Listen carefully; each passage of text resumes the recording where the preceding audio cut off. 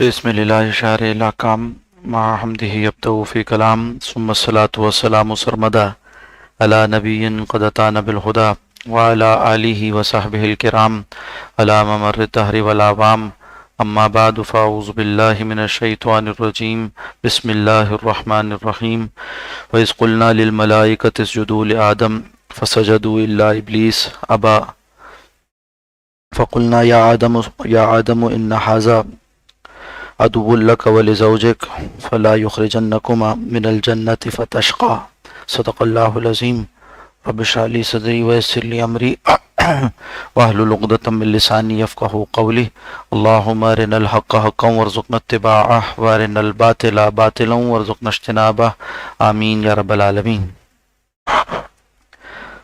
اللہ سبحانہ وتعالی کی توفیق سے 16ویں پارے میں سورہ طٰہٰ کا مطالعہ جاری ہے۔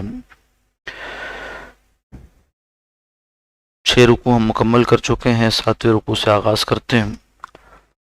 ارشاد باری تعالی ہے اور حضرت آدم علیہ السلام کا واقعہ جب فرشتوں کو حکم دیا کہ انہیں سجدہ کریں وہ ذکر ہوتا ہے یہاں پر۔ فرمایا وَإِذْ قُلْنَا لِلْمَلَائِكَةِ اسْجُدُوا لِآدَمَ، اور یاد کرو جب ہم نے آدم علیہ السلام کو سجدہ کرنے کا حکم دیا، یعنی فرشتوں کو حکم دیا کہ وہ آدم کو سجدہ کریں۔ فَسَجَدُوا إِلَّا إِبْلِيسَ، تو تمام فرشتوں نے سجدہ کیا سوائے ابلیس کے، ابا، اس نے انکار کیا۔ فَقُلْنَا يَا آدَمُ، تو ہم نے کہا اے آدم، إِنَّ هَذَا عَدُوٌّ لَكَ، آگاہ ہو جاؤ کہ بلا شبہ یہ ابلیس تمہارا دشمن ہے، وَلِزَوْجِكَ، اور تمہاری بیوی کا بھی دشمن ہے، فَلَا يُخْرِجَنَّكُمَا، دیکھو یہ تم دونوں کو نکلوا نہ دے، مِنَ الْجَنَّةِ، جنت سے، فَتَشْقَى، تو تم مشقت میں پڑ جاؤ گے۔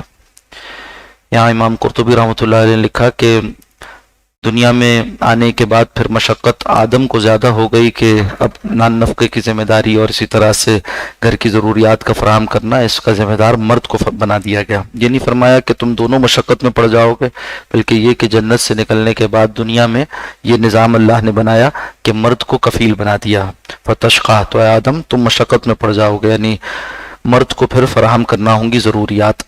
ان لک الا تجوع فیہا، دیکھو اس جنت میں تو تمہیں کوئی پریشانی نہیں ہے، اور لا تجوع فیہا، یہاں کوئی بھوک بھی لاحق نہیں ہوتی، ولا تارا، اور نہ بے لباسی لاحق ہوتی ہے، یعنی یہاں لباس جنت کا خاص عطا کر دیا جاتا ہے، دنیا میں تمہیں ان چیزوں کو خود فراہم کرنا ہوگا۔ وانک لا تظمأ فیہا، اور یہاں جنت میں تمہیں پیاس بھی نہیں لگتی، ولا تضحیٰ، اور نہ دھوپ سے دو چار ہوتے ہو، تو یہ ساری ضروریات یہاں آپ سے آپ پوری ہو رہی ہیں جنت میں، دنیا میں جا کر یہ ضروریات پوری کرنی پڑیں گی۔ فوسوس الیہ الشیطان، تو پھر وسوسہ ڈالا شیطان نے، قال یا آدم، اس نے کہا کہ آدم، هل ادلک، کیا میں تمہیں دکھاؤں ایک ایسا راستہ، علی شجرۃ الخلد، جو ہمیشگی کے درخت تک لے جاتا ہو، یعنی اس درخت سے کھانے کے بعد تمہیں ہمیشگی کی زندگی مل جائے گی، وہ ملک لا یبلا، اور ایسی بادشاہت ملے گی جو کبھی پرانی ہونے والی نہیں، لا یبلا، اس پر کبھی بوسیدگی نہیں آئے گی۔ فاکلا منہا، تو ان دونوں نے، آدم و حوا نے اس درخت میں سے کھا لیا، فبدت لہما سوآتہما، تو ظاہر ہو گئی ان دونوں کے لیے ایک دوسرے کی قابل ستر جسم کے حصے، وطفقا یخصفان، اور وہ دونوں ڈھانپنے لگے، علیہما میں ورق الجنہ، اپنے سطر کو جنت کے پتوں سے۔ فعصی آدم ربہ، اور حضرت آدم علیہ السلام سے ایک غلطی ہو گئی اپنے رب کے حکم کے بابت، یعنی اللہ نے حکم دیا تھا کہ اس درخت کے قریب نہ جانا، اور اس میں سے انہوں نے چکھ لیا شیطان کے بہلاوے میں آ کر، فغوا، تو پھر ان کی زندگی تلخ ہو گئی۔ حضرت مولانا مفتی شفیع صاحب رحمۃ اللہ علیہ نے غوا کا ترجمہ یہی کیا ہے کہ زندگی تلخ ہو گئی۔ بعض مفسرین نے بھٹک جانے کا ترجمہ کیا، وہ درست نہیں ہے، یعنی یہ کہنا کہ حضرت آدم علیہ السلام بھٹک گئے، یہ انبیاء اکرام علیہ السلام کی شان سے بعید ہے۔ تو ان کے لیے جو صورت پیش آ گئی وہ یہ ہوئی کہ دنیا میں آ گئے اور یہاں پر پھر جو ضروریات زندگی تھی وہ خود فراہم کرنی پڑی۔ فغوا کا مطلب ہوا کہ تلخ ہو گئی زندگی۔ ثم اجتباہ، پھر آپ کے رب نے انہیں برگزیدہ کیا، ربہ فتاب علیہ، اور ان کی توبہ قبول کی، وہدا، اور انہیں ہدایت میں مزید آگے بڑھا دیا۔ قال، اللہ نے فرمایا، اہبطا منہا جمیعاً، تم سب اتر جاؤ یہاں سے اکٹھے، بعضکم لبعض عدو، تم ایک دوسرے کے دشمن ہو، شیطان تمہارے خلاف دشمنی کرے گا، اور انسان کو چاہیے کہ وہ شیطان کو دشمن جانے۔ فَإِمَّا يَأْتِيَنَّكُم مِّنِّي هُدًى، تو ہر مرتبہ جب تمہارے پاس، اب اولاد آدم سے کہا رہا ہے، جب بھی تمہارے پاس میری جانب سے ہدایت آئے، فمن تبع ہدایا، تو جو کوئی، فمن اتبع ہدایا، جو کوئی پیروی کرے گا ہدایت کی، فلا یضل ولا یشقی، تو نہ وہ گمراہ ہوگا نہ مشقت میں پڑے گا۔ ومن اعرض عن ذکری، اور جو کوئی اعراض کرے میرے ذکر سے، یعنی قرآن حکیم سے، اور جس وقت کے لیے جو ہدایت نازل کی گئی، فإن له معیشۃ ضنقا، بے شک اس کے لیے گزران انتہائی تنگ ہو جائے گا، سخت ہو جائے گا۔ معیشۃ ضنقا سے کیا مراد ہے؟ حدیث مبارکہ میں اس سے عذاب قبر کی طرف اشارہ کیا گیا کہ جو دنیا میں بری زندگی گزار کر جائے گا، اس سے عذاب کا پہلا مزہ وہ قبر میں چکنا پڑے گا۔ اور اس کے علاوہ بھی ایک عمومی مراد ان الفاظ سے معیشۃ ضنقا، دنیا کا گزران، دنیا کی زندگی جس کو معیشت کہتے ہیں، اس کا یہاں معاش، یہاں اس کا رہن سہن، یہ بھی تنگ ہو جائے گا، یعنی برکت روٹ جائے گی، انسان طرح طرح کے فتنوں سے دوچار ہوگا، اور حرام میں ملوث ہونے والا ویسے ہی مشکلات سے دوچار رہتا ہے۔ وَنَحْشُرُهُ يَوْمَ الْقِيَامَةِ أَعْمَىٰ، اور ہم اسے اٹھائیں گے روز قیامت اندھا، یعنی جب میدان حشر میں حاضر کیا جائے گا تو آنکھیں نہیں ہوں گی، دیکھتا نہ ہوگا۔ ایسا آدمی جو دنیا میں حلال و حرام سے اندھا بنا رہا، اس کو روز قیامت اللہ سبحانہ و تعالی اندھا اٹھائیں گے۔ قال، وہ کہے گا، ربی لما حشرتنی اعمیٰ، اے میرے رب تو نے مجھے اندھا کیوں اٹھایا؟ وقد کنت بصیرا، جبکہ دنیا میں تو میں دیکھنے والا تھا، آنکھ والا تھا، میری بینائی درست تھی۔ قال، اللہ فرمائیں گے، کذالک، اسی طرح سے، یعنی یوں ہی تمہیں بدلہ دیا جاتا ہے۔ اتت کا آیاتنا، تمہارے پاس آئی تھی ہماری آیات، فنسیتہا، تم نے انہیں بھلا دیا تھا، تم نے میری آیات سے اندھے پن کا مظاہرہ کیا، آنکھیں کھول کر اس کو نہ پڑھا، اس سے نصیحت اخذ نہیں کی، اپنی زندگی کو نہیں سنوارا۔ کذالک وکذالک الیوم تنسیٰ، آج کے دن ہم بھی تمہیں اسی طرح سے بھلا دیتے ہیں۔ وَكَذَلِكَ نَجْزِي، اسی طرح سے ہم سزا دیں گے من اسرفا، اس کو جو حد سے آگے بڑھ گیا، وَلَمْ يُؤْمِن بِآيَاتِ رَبِّهِ، اور وہ ایمان نہیں لایا اپنے رب کی آیات پر، وَلَعَذَابُ الْآخِرَةِ أَشَدُّ، اور بے شک آخرت کا عذاب تو اس سے بھی بڑھ کر ہے، وَأَبْقَىٰ، اور باقی رہنے والا ہے۔ أَفَلَمْ يَهْدِ لَهُمْ كَمَا أَهْلَكْنَا قَبْلَهُمْ مِنَ الْقُرُونِ، تو پھر کیا ان کے لیے اس میں کوئی رہنمائی کا سامان نہیں کہ ان سے پہلے ہم نے کتنی ہی بستیوں کو، قوموں کو ہلاک کر دیا۔ یمشون فی مساکنہم، یہ چلتے ہیں ان کے گھروں پر سے، یعنی اپنے سفروں میں، اسفار میں ان کو دیکھتے ہیں، ان کے کھنڈرات کو دیکھتے ہیں۔ ان فی ذلک لآیات، بلا شبہ اس سب میں بڑی نشانیاں ہیں، لأولی النہی، عقل مندوں کے لیے۔ ولولا کلمۃ سبقت من ربک، پھر ایسا کیوں نہ ہوا کہ اگر ایسا نہ ہوتا کہ پہلے ہی سے آپ کے رب کی ایک بات طے کر دی ہوتی، یعنی عذاب کا وقت مقرر نہ ہوتا، لکان لزاما، تو ان مشرکین مکہ پر، ان مخاطبین پر، ان سامنے والوں پر بھی عذاب فوراً ہی آ جاتا، آ لیتا، ان کو چمٹ جاتا، لکان لزاما، ان سے عذاب چمٹ جانے والا ہوتا۔ واجل مسمى، اور اگر ایسا نہ ہوتا کہ اللہ نے پہلے ہی ایک میعاد مقرر طے نہ کی ہوتی تو یہ عذاب میں ابتلا کیے جاتے۔ فاصبر، چنانچہ آپ صبر کیجیے، علی ما یقولون، ان باتوں پر جو یہ کافر کہتے ہیں، وسبح بحمد ربک، اور تسبیح کیجیے اپنے رب کی حمد کے ساتھ، قبل طلوع الشمس، سورج کے طلوع ہونے سے پہلے، وقبل غروبها، اور اس کے غروب ہونے سے پہلے۔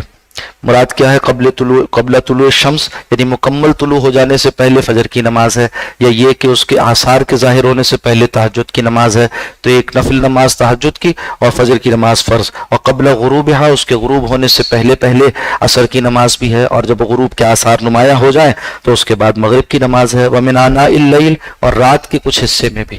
اسی طرح رات کے حصے سے کیا مراد ہے کہ اب جب رات گہری ہو جاتی ہے تو اس کے بعد پھر عشاء کی نماز ہے۔ ومن آناء اللیل، اور رات کے کچھ اوقات میں، فسبح، خوب تسبیح بیان کیجئے، وہ اطراف النہار، اور دن کے دونوں سروں پر بھی۔ اطراف نہار سے مراد بھی یہی ہے کہ دن کے سروں سے مراد کیا ہے کہ ایک صبح کے وقت کی نماز فجر کی، اور ایک رات کے وقت کی نماز عشاء کے وقت کی، یعنی ساری ہی نمازوں کا خوب اہتمام کیجئے۔ صبح و شام کے اوقات میں خوب اہتمام کے ساتھ اللہ سبحانہ و تعالیٰ کی تسبیح بیان کیجئے، یعنی نمازوں کا اہتمام کیجئے۔ لعلک ترضیٰ، تاکہ اللہ آپ راضی ہو جائیں، یعنی ساری نمازیں کیوں قائم کرتا ہے بندہ؟ تاکہ اللہ راضی ہو جائے۔ وَلَا تَمُدَّنَّ عَيْنَيْكَ، اور ہرگز اپنی آنکھیں دراز نہ کیجیے، آنکھیں اٹھا کر نہ دیکھیے، إِلَىٰ مَا مَتَّعْنَا بِهِ، جو کچھ ہم نے دے رکھا ہے دنیا والوں کو، أَزْوَاجًا مِّنْهُمْ، قسم کی چیزوں میں سے، زَهْرَةَ الْحَيَاةِ الدُّنْيَا، یہ دنیا کی زندگی کی رونق ہے، زیب و زینت ہے دنیا کی. زہرا کہتے ہیں رونق کو. تو زہرت الحیات دنیا، یہ دنیا کی زیب و زینت ہے، دنیا کی زندگی کی یہ رونق ہے. اور رسول اللہ صلی اللہ علیہ وسلم سے بات منقول ہے، آپ نے فرمایا کہ نا خوف ما خاف علیکم ما یفتح اللہ لکم من زہرت الدنیا. اے میری قوم، اے مسلمانوں، مجھے جس بات کا تم پر خوف ہے زیادہ وہ یہ ہے کہ تم پر دنیا دراز کر دی جائے گی، دنیا کی زیب و زینت میں تم پڑ جاؤ گے اور دنیا کی رونقوں میں تم مبتلا ہو جاؤ گے. یہ فرمایا کہ مجھے تم پر فقر کا اندیشہ نہیں ہے، مجھے تم پر کفر کا اندیشہ نہیں ہے، مجھے اندیشہ اس بات کا ہے کہ تم دراز کر دیے جاؤ گے، دنیا میں مال بہت ہو جائے گا اور اس کی غفلت میں تم پڑ جاؤ گے. لنفتنہم، تاکہ ہم انہیں آزمائیں، فی اس میں، ورزق رب کا خیر، اور آپ کے رب کا رزق بہتر ہے، وابقا، اور پائیدار بھی ہے، یعنی جنت کی نعمتیں. وامر اہلک بالصلاۃ، اور اے نبی صلی اللہ علیہ وسلم حکم کیجئے اپنے گھر والوں کو نماز کے پڑھنے کا، اور آپ کے امتیوں کو بھی چاہیے کہ اسی کا اہتمام کریں. واصطبر علیہا، اور خود بھی اس پر ثابت قدم رہیے، نماز پر استقامت اختیار کیجیے. لا نسألک رزقا، ہم تو تم سے پڑھنے والے کسی رزق کا سوال نہیں کرتے، یعنی اللہ تم سے رزق نہیں مانگتا، اللہ تمہیں رزق دیتا ہے اور چاہتا یہ ہے کہ تم اس کی اطاعت کرو. نحن نرزقک، بے شک ہم ہی آپ کو رزق دیتے ہیں. والعاقبۃ للتقوی، اور بہترین انجام تو اہل تقوی کے لیے ہے. وقالو، اور انہوں نے کہا، لولا تاتینا، کیوں نہیں لاتے وہ ہمارے پاس بآیت من ربہ، اپنے رب کے پاس سے کوئی بڑی نشانی. اولم تاتہم بینۃ، کہ نہیں آئی ان کے پاس واضح دلیل، ما فی الصحف الاولی، اس چیز کی جو پچھلے صحیفوں میں بھی لکھی ہوئی ہے. یعنی یہ کہ قرآن حکیم بھی جس طرح سے دلیل بنا کر بھیجا گیا یہ ان کے لیے کفایت نہیں کرتا، اور پچھلے صحیفوں میں قرآن حکیم کا دلیل ہونا، برہان ہونا، یہ واضح طور پر بتا دیا گیا تھا. تو دلیل تو یہ قرآن ہے، آپ صلی اللہ علیہ وسلم کا بڑا معجزہ وہ یہ قرآن حکیم ہے، اسے دیکھ کر انہیں ایمان لانا چاہیے تھا. اسی کی بشارت پچھلے صحف میں، صحف آسمانی میں موجود تھی. وَلَوْ أَنَّا أَهْلَكْنَاهُمْ بِعَذَابٍ، اور اگر ہم ہلاک کر دیں ان کو، ایسا ہو کہ ہم انہیں ہلاک کر دیں، من قبل ہی، یعنی رسول اللہ صلی اللہ علیہ وسلم کے بھیجے جانے سے پہلے، ایسا ہوتا کہ ہم رسول بھیجنے سے پہلے ہی قوم کو عذاب میں مبتلا کر دیتے، لقالو، تو قوم والے کہتے، ربنا، اے ہمارے رب، لولا ارسلت الینا رسولا، کیوں نہ آپ نے بھیجا ہمارے پاس کوئی رسول، فنتبع آیاتک من قبل، تو ہم پیروی کر لیتے اس کی آیات کی، یعنی رسول کی لائی ہوئی آیات کی، من قبل، اس سے پہلے، کہ ان نذل و نخزا، کہ ہم ذلیل ہوتے اور رسوا ہوتے، دنیا و آخرت کے عذاب سے بچ جاتے اگر آپ ہمیں رسول بھیج دیتے. تو اللہ فرما رہے رسول تو بھیج دیے گئے، اب ان کی پیروی کرو. قل، کہہ دیجئے، کل متربص، تم میں سے ہر کوئی انتظار کرنے والا ہے، فتربصوا، تو تم بھی انتظار کرو. فستعلمون، تو ان قریب تم جان لوگے، من اصحاب الصراط السوی، کون ہے جو سیدھے راستے والے ہیں، کون ہے جو صراط مستقیم پر چلنے والے ہیں. اصحاب صراط سوی یعنی سیدھے راستے والے ہیں. ومن اہتدی، اور کس نے ہدایت کو اپنایا، کس نے ہدایت کو اپنے لیے زندگی گزارنے کا طریقہ بنا لیا. اس کے